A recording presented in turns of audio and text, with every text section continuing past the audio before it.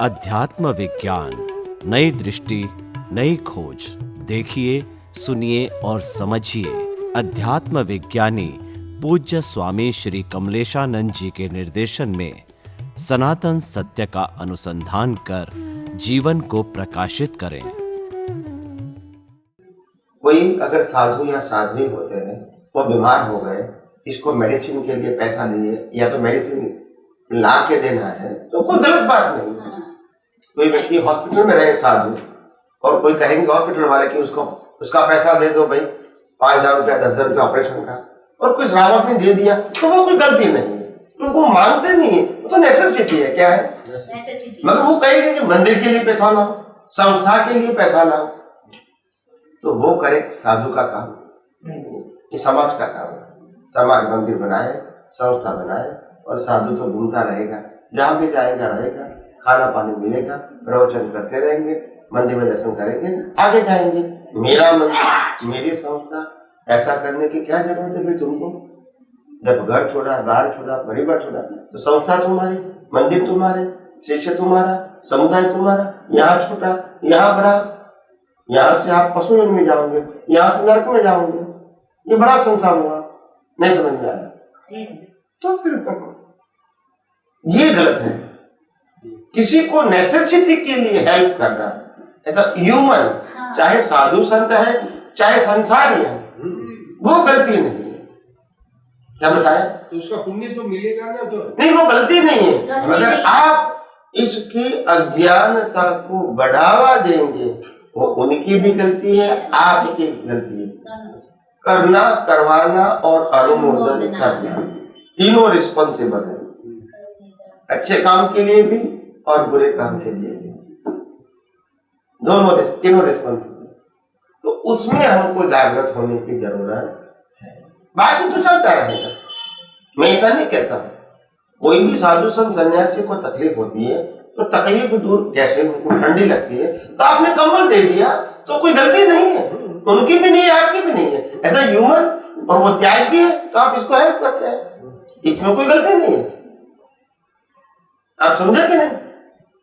मगर उनकी नेसेसिटी के अलावा हेल्प करना, वो ना आपकी फर्ज है और ना ही उसकी जिम्मेदारी।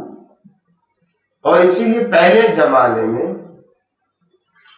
मंदिर, संस्था और प्रसंग, ये सब का सेलिब्रेशन करना, बनाना, पैसा इकट्ठा करना, वहीवट करना, वो समाज का काम था। किसका काम था? समाज का। और आज वो काम साधु का हो गया। ट्रस्ट तो नाम के हैं, क्या बताया? ट्रस्ट तो नाम के हैं, ट्रस्टी नाम के हैं, क्योंकि उन्होंने पैसा दिया है, मगर वहीवट किसके पास है? महाराज साहब के पास। कितना पैसा पड़ा है? बोला साहब 2 करोड़ पड़ा है। अच्छा 25 लाख वहां दे दो, 10 लाख वहां दे दो। फिर वो ट्रस्टी कहेंगे साहब वो 10 लाख मंदिर के लिए देना है। नहीं, अपना मंदिर है, नहीं देना है। नहीं समझ में आया? तो मालिक कौन हो गए? ये तो मैंने अभी देखा हुआ है। नहीं, मालिक कौन हुए? 2 साल पहले नहीं, वो मालिक कौन हुए पैसे के? ये नहीं होना चाहिए। कोई साधु महाराज कहता है कि मेरे को चौमासा करना है, आप सब सुविधा करेंगे, तो रहने की, खाने की सब सुविधा करना, वो गलती नहीं है। पैसा इकट्ठा करके मंदिर बनाना, ले जाना, वो करेक्ट। उनके जीवन को 4 महीना चौमासा करने के लिए परंपरा बनी हुई, उनको लिए खाने की व्यवस्था, रहने की व्यवस्था, प्रवचन की व्यवस्था करो, प्रभावना की भी व्यवस्था करो, कोई तकलीफ नहीं है। ये हमारा धार्मिक कार्य है। क्या है? एक हमारी जो हम जो कुल धर्म लेके आए, ये कुल धर्म की परंपरा है, और परंपरा के मुताबिक इसको रिस्पेक्ट करते हैं, वो गलती नहीं है। मगर वो कहेंगे कि हमको 25-50 लाख चाहिए, 5 करोड़ चाहिए, मंदिर बनाना, ये करना है, तो उसका वो काम इसका नहीं है। ये पैसे का काम कोई भी साधुओं को नहीं आना चाहिए, ये मैं कहना चाहता हूँ। और संसारियों को काम करना चाहिए, साधु का तो सिर्फ आशीर्वाद चाहिए कि अच्छे काम के लिए आपका आशीर्वाद चाहिए, और आपकी हाजिरी में पैसा हो जाएगा और मंदिर बना देंगे। आप हमको सिर्फ प्रेरणा देंगे, क्या देना? आशीर्वाद देना। सही बोल रहे हैं। आपके नाम से मंदिर बनेगा, आपके नाम से संचालन होगा, ये आपका काम नहीं। आपका तो आत्मा में रहना है और समाज को आत्मा की ओर, मुक्ति की ओर ले जाना है। ये आपका काम है। मंदिर बनाना, संस्था बनाना, बड़े बड़े फंक्शन करना, वो समाज का काम है, क्योंकि समाज के लिए है।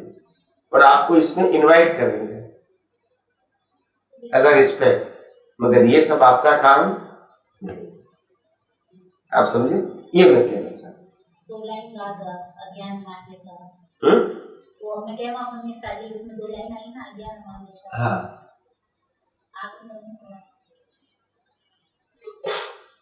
हम केवा पुण्यशाली भगवाननी भूमिका आदे मैं निहारी। अज्ञान मान्यता એને દીધું है।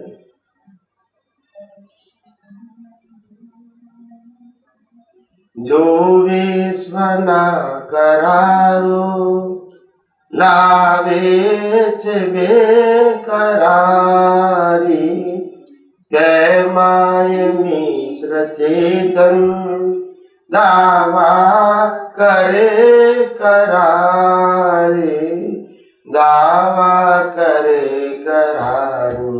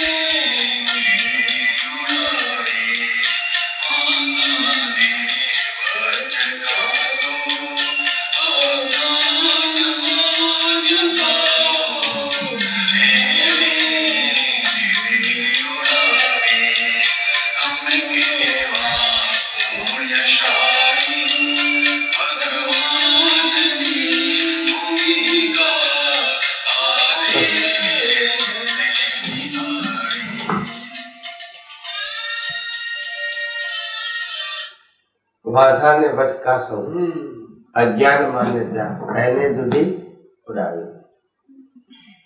ये जीवन में जो बाधा वचका होता है ना, ऐसा क्यों हुआ, ऐसा क्यों हुआ, ऐसा, वो करने की जरूरत नहीं है। तो ये पूरा विज्ञान ऐसा नहीं है कि किसी को कर्ता देखना है, इसके लिए विज्ञान नहीं है। सभी अकर्ता है और अकर्ता ही रहेंगे। हमारे मन में जो कर्ता भाव की दृष्टि आ जाती है, तो ये कर्ता भाव की दृष्टि हमारी दृष्टि में से निकल जाए और गलत तरीके से अनुमोदन न हो जाए। कम से कम इतनी जागृति तो चाहिए। क्या बताया? गलत तरीके से अनुमोदन न हो जाए, इतनी जागृति तो कम से कम चाहिए। हम गलत को भले गलत नहीं कहेंगे मुंह पे, मगर अनुमोदन तो कम से कम नहीं करें। इतनी तो जागृति होनी चाहिए। तो एक निमित्त होता है। क्या होता है? अच्छे काम के लिए भी निमित्त होता है और बुरे काम के लिए भी बिना निमित्त तो काम। तो हम इतनी तो प्रार्थना कर सकते हैं, परमात्मा मेरे से जाने अनजाने से ऐसी गलती न हो जाए, ताकि कैसे भी करके मुक्ति के मार्ग से, अलग मार्ग का भूल से सपोर्ट हो जाए। बस इतनी हम प्रार्थना करते, बस हम विरोध नहीं करना है, मगर सपोर्ट भी नहीं करना है, क्योंकि उसका भी फल हमको मिलेगा।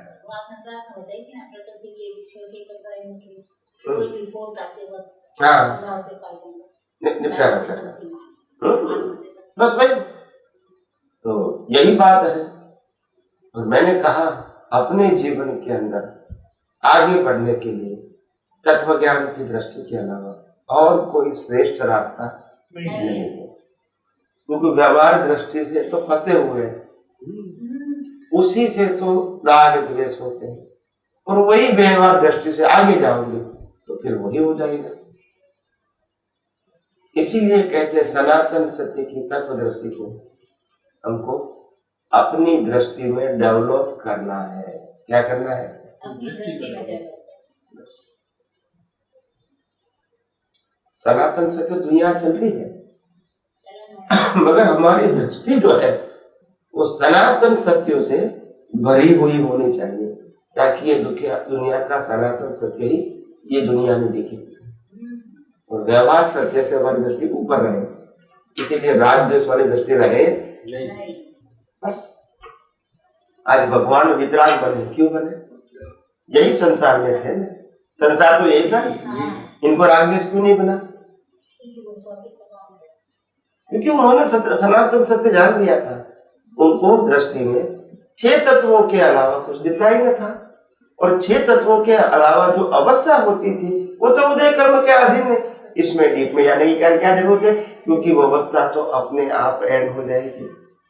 तत्व का एंड नहीं होगा तो मेरी दृष्टि में तत्व होगा, अगर मेरी दृष्टि में अवस्था आएगा तो राग द्वेष होगा। तो ये 6 तत्वों का जो सारांश है, क्या उसको थोड़ा सा रूपक के अंदर प्रमाणित करो, समझ आ जाए और फिर बैठ जाए। नहीं, 6 तत्वों का सारांश यही तो है। 6 तत्वों का मतलब ही है बताया गति और ये सब 6 तत्व।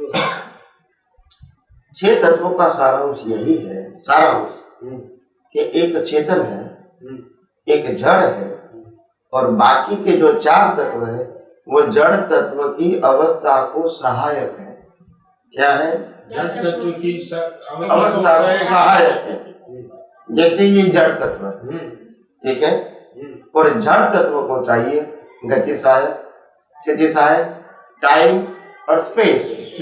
तो बाकी के 4 तत्व इस जड़ तत्व की अवस्थाओं को सहायक है। चलना है, खाना है, पीना है, प्राप्त करना है, छोड़ देना है, सबके लिए गति सहायक, स्थिति सहायक, टाइम स्पेस चाहिए कि नहीं चाहिए? तो बाकी के 4 तत्व सहायक हैं। तो जड़ तत्व और जड़ तत्व की अवस्था को कहते हैं कुदरती रचना, और बाकी के पैकेज को कहते हैं शुद्धात्मा। तो चेतन और कुदरती रचना, मैं कौन हूँ और दुनिया कैसे चलती है, ये 2 तो जानना है। चेतन और सनातन सत्य 2 को अलग और 4 को अलग। हाँ, तो चेतन और कुदरती रचना, कुदरती रचना में 5 आ गए, जड़ और जड़ तत्व की अवस्था को सहायक तत्व। तो फिर फोर्स तो उनका ज्यादा हो गया ना। फोर्स ज्यादा हो गया क्योंकि आप जड़ तत्व से ही प्रभावित हो, चेतन तत्व की शक्ति को तो अनुभव ही नहीं करते हैं, तो फिर उसका पावर कैसे मालूम होगा? तो ऐसा कोई मंत्र किया ना प्रकृति परमात्मा से शक्ति बहुत बात कठिन बात, कठिन है, सरल है। सरल समझ में ये आगे आप फिर तो हम रास्ते पे पगडंडी पे चल जाएंगे, और नहीं तो उलझ जाएंगे। उलझने का है ही नहीं है। एक बालक था, उनके पिताजी थे, बालक बहुत पढ़ा लिखा था, होशियार था, मगर छोटी उम्र में उनके पिताजी गुजर गए। वो पिताजी उनके बड़े सेठ के यहाँ काम करते थे। पिताजी ने बच्चे को कहा था, 15-20 साल के बच्चे को, कि देखो जीवन में कभी भी तकलीफ आए तो मैं अपनी संपत्ति छुपा के रखिए, तकलीफ आए तो कभी भविष्य में इसका उपयोग कर सकते हैं। बच्चे के पास इतना ज्ञान था और कोई ज्ञान नहीं था, ये चीज क्या है, उसकी वैल्यू क्या है, वो भी ज्ञान नहीं था, और उस समय जरूरी भी नहीं था। जब पिताजी गुजर गए तो बच्चे ने देखा कि भी और तो कोई हमारा इनकम ऑफ सोर्सेज है नहीं, अभी क्या करेंगे, घर तो चलाना है। तो फिर इन्होंने कहा कि मेरे पिताजी ने कहा था कि मैंने कोई डायमंड जैसी चीज रखी है यहाँ, उन्हें वहां से निकाली और सेठ के पास गया, जो सेठ के यहाँ उनके पिताजी काम करते थे। तो सेठ को कहा कि देखो मेरे पिताजी ने कहा है कि इसी प्रकार से मेरे न होने से कोई तकलीफ आ जाती है तो ये बाजार में बेच के आप इससे पैसा प्राप्त करके आपका जीवन का गुजारा करना। तो मैं आपके पास ये चीज बेचने के लिए आया हूँ ताकि मेरा घर का व्यवहार चले। तो सेठ भी बहुत बुद्धिशाली थे। सेठ ने कहा कोई बात नहीं, आप ऐसा करो, मेरे यहाँ काम पे आ जाओ और आपकी चीज अमानत पे छोड़ दो, समय आने पर उसको दे देंगे पैसा। अभी अमानत पे दे दो, आप नौकरी करो, मैं आपको हर महीने पगार दूंगा, आपका घर चलेगा। तो बच्चे ने कहा कोई बात नहीं, बात तो एक ही है, आखिर घर ही चलाना है। उन्होंने जमानत पे रख दिया, बंडल लगा के बंद कर दिया। फिर बच्चे को काम देते रहे, वो करता रहा, देते रहे, करता रहा। वो डायमंड का काम करते थे। सेठ धीरे धीरे काम डायमंड का सिखाया। 5 साल 10 साल हो गया, बच्चा होशियार हो गया काम में। फिर सेठ ने कहा जो तुमने मेरे चीज दिया था वो आज इसको दिखाते हैं और जो कीमत आती है वो आपको दे देंगे। तो बच्चे ने जो पैकेट था वो पैकेट सेठ ने बच्चे को दिया। बच्चा तो भी होशियार हो गया था। उन्होंने खोला कि डायमंड मगर नकली है। क्या है? नकली है, इसको की कीमत।